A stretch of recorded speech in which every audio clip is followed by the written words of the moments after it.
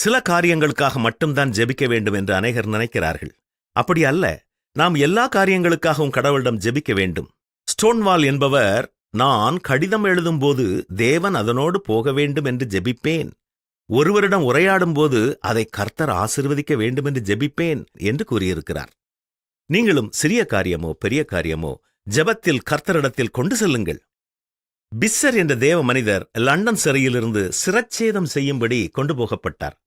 தலை வெட்டப்படும் இடத்தை பார்த்த இவர் இப்படி ஜெபித்தாராம். ஆண்டவரே, இந்த பயங்கரமான நிலைமை என்னை தாங்கி பிடிக்க ஒரு வசனத்தை காட்டும் என்று ஜெபித்தாராம்.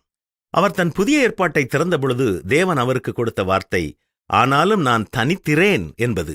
உடனே தைரியம் கொண்டு கர்த்தருக்கு ஸ்தோத்திரம், இது எனக்கு போதும் என்று நன்றி செலுத்தி ஜெபித்தாராம். இக்கட்டான நேரத்தில் தேவனை நோக்கி ஜெபியுங்கள். அவர் வாக்குத்தத்தங்கள் உங்களையும் பலப்படுத்தும்.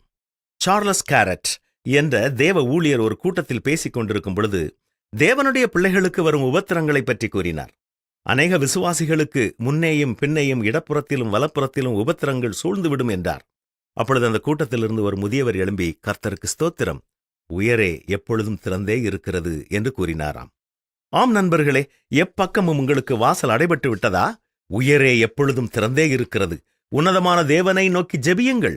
உறங்காத கண்களோடு, செவி கொடுக்கும் காதுகளோடு, கர்சனை உள்ள இருதயத்தோடு தேவன் காத்து கொண்டிருக்கிறார். இன்று உங்கள் பிரச்சனைகளுக்காக கர்த்தனை நோக்கி பாருங்கள். எனக்கு ஒத்தாசை வரும். பர்வதங்களுக்கு நேராக என் கண்களை ஏறெடுப்பேன். வானத்தையும் பூமியையும் உண்டாக்கின கர்த்தரிடத்திலிருந்து எனக்கு ஒத்தாசை வரும். நம்பிக்கையோடு பயணம் செய்வோமா?